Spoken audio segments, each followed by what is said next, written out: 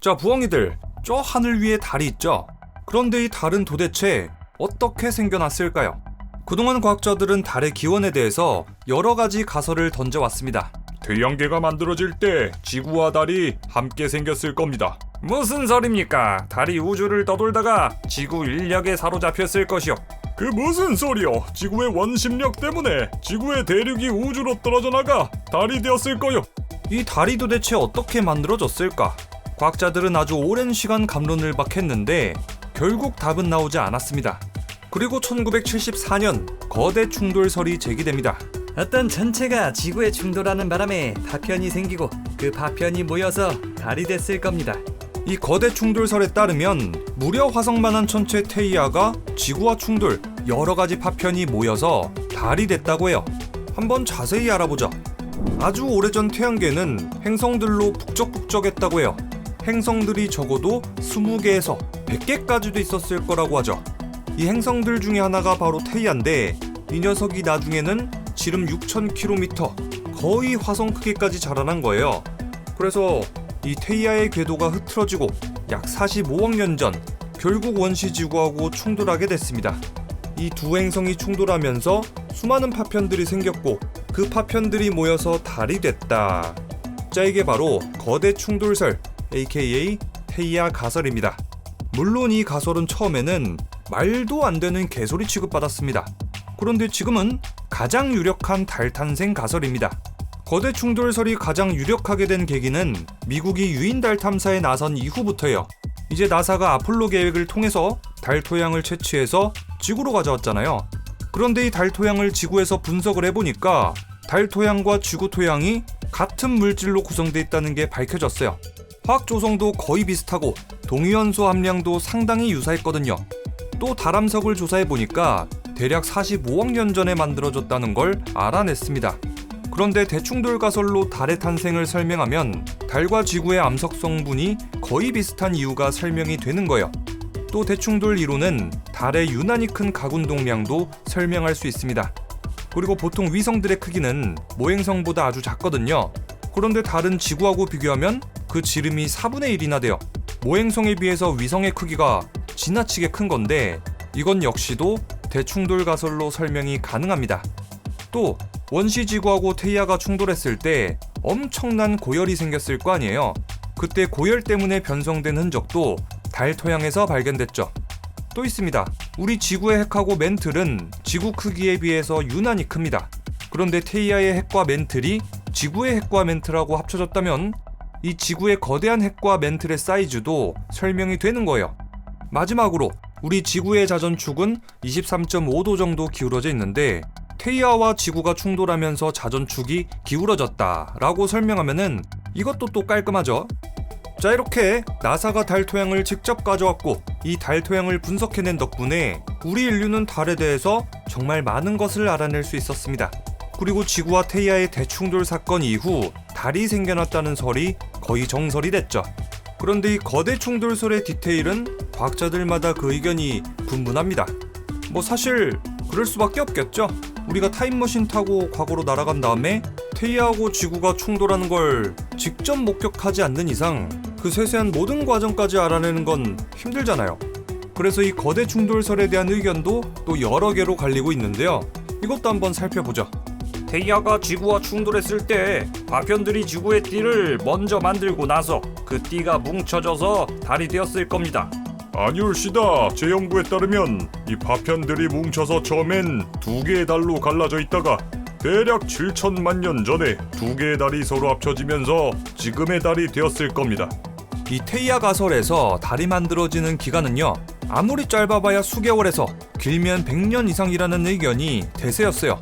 그런데 얼마 전에 나사 에임스 연구센터의 제이콥 캐그리스 박사 연구팀은 이렇게 주장했습니다. 달은 단 하루 만에 만들어졌을 것이오. 아니, 달이 겨우 하루 만에 만들어졌다고? 이게 가능이난가? 한번 자세히 알아보죠. 제이콥 캐그리스 박사 연구팀은 이 테이아와 원시지구의 충돌을 시뮬레이션 돌렸는데요. 지금까지 돌렸던 그 어떤 프로그램보다 해상도가 높고 자유도도 높고 설정값도 많이 만질 수 있고요. 상당히 디테일하다고 해요. 그래서 연구팀은 입자의 개수를 10만 개부터 1억 개까지 늘려가면서 시뮬레이션 결과를 비교했다고 하죠. 일반적인 시뮬레이션 프로그램은 보통 10만 개에서 100만 개 입자를 돌린다고 해요. 그런데 이번 건은 무려 1억 개까지 돌린다고 하니까 대충 계산해도 100배 차이는 나는 거죠. 자, 그런데 정확한 시뮬레이션, 또 입자의 개수가 왜 그렇게 중요할까요? 좀 쉽게 설명을 해보자면 이제 폰카로 사진 찍었을 때랑 1000만원짜리 미러리스로 사진 찍었을 때랑 그 해상도 차이가 압도적이잖아요. 이거하고 비슷한 원리라고 보면 돼요. 컴퓨터의 계산 속도가 느렸던 과거의 시뮬레이션은 입자의 개수도 적고 많은 변수를 넣을 수 없었다고 해요. 그런데 지금은 입자만 1억 개, 중력뿐만 아니라 훨씬 계산이 복잡한 유체역학도 넣었죠. 이게 왜 중요하냐면은 이제 원시 지구하고 테이아가 충돌했을 때 엄청난 에너지와 고열이 발생하면서 지구와 테이아의 땅은 기화되고 가연성 물질들은 다 타버렸겠죠. 그래서 충돌 당시의 물질들은 거의 용암처럼 녹아버리고 기체처럼 날아갔을 거란 말이에요. 그런데 이런 상황에다가 시뮬레이션을 중력값만 넣고 입자의 수까지 적다면 당연히 계산이 부정확했겠죠. 그런데 이번에는 입자의 개수도 많고 중력값의 유체역학까지 넣었으니까 훨씬 정확한 시뮬레이션이 가능한 겁니다. 자, 어쨌든 시뮬레이션 결과, 자, 그림을 보시면 지구하고 테이아가 충돌해서 테이아하고 지구가 완전히 산산조각 났어요. 떨어져 나간 파편들은 이제 궤도 비행을 하게 되는데요. 7시간이 지나고 나서는 지구, 달, 그리고 그 사이에 있는 또 하나의 파편으로 나눠지고요. 가운데 있던 파편은 9시간 후에 다시 지구에 부딪히게 되고요. 대략 35시간이 지나고 나니까 이제는 달과 지구로 완전히 분리가 된 모습입니다. 자, 이렇게 시뮬레이션 결과에 따르면 지구와 테이아가 충돌하고 나서 아기 달은 단 7시간 만에 만들어졌고요. 완전한 달의 모습은 하루하고도 조금 더 걸린 거예요. 진짜 신기하죠? 제이콥 케그리스 박사 연구팀은 비교를 위해서 시뮬레이션을 하나 더 돌려봤어요. 옛날 방식대로 입자 개수를 줄여본 거죠. 그 결과 옛날에 진행했던 시뮬레이션하고 비슷하게 덩치 큰 조각이 생겼다가 다시 지구로 가라앉고 아주 작은 파편들은 남아서 지구의 고리를 형성했습니다. 그리고 이 고리는 시간이 지나면서 하나로 뭉쳐져서 달이 되었습니다. 오래전에 대충돌설을 주장했던 학자들은 이 저해상도 시뮬레이션을 근거로 지구의 고리가 먼저 만들어지고 나서 이 고리가 뭉쳐서 달이 됐다고 주장했던 거죠. 반면에 고해상도로 시뮬레이션을 진행하면 조각이 2개로 갈라지고요. 지구 바로 아래에 있던 이 조각은 다시 지구로 떨어져서 지구랑 합쳐지고 이 왼쪽 아래에 있는 조각은 하루 남짓한 시간 만에 달이 되었습니다. 또 저해상도로 시뮬레이션을 진행해봤더니 달의 질량은 지구 질량의 6%까지 성장했습니다. 지나치게 무거운 거죠. 반면에 고해상도로 시뮬레이션을 진행해봤더니 달의 질량은 지구 질량의 1%까지 성장했습니다. 지금 달의 질량이 지구 대비 80분의 1가량 되니까 이번 시뮬레이션이 훨씬 더 달이 만들어지는 과정을 잘 표현한 거죠. 자, 이렇게 대충돌 가설은 시뮬레이션에 따라서 달이 겨우 몇 시간 만에 만들어졌다는 결과가 나왔습니다. 물론 이 연구 결과가 100% 옳은 건 당연히 아니에요. 연구진에 따르면 달 표면 훨씬 깊은 곳의 암석도 확인해야 된다고 하죠. 이제 우리 인류는 아르테미스 계획에 따라서 달을 식민지화할 생각이니까 바로 그때 달 깊숙한 곳의 암석 표본을 지구로 가져오면 되겠어요.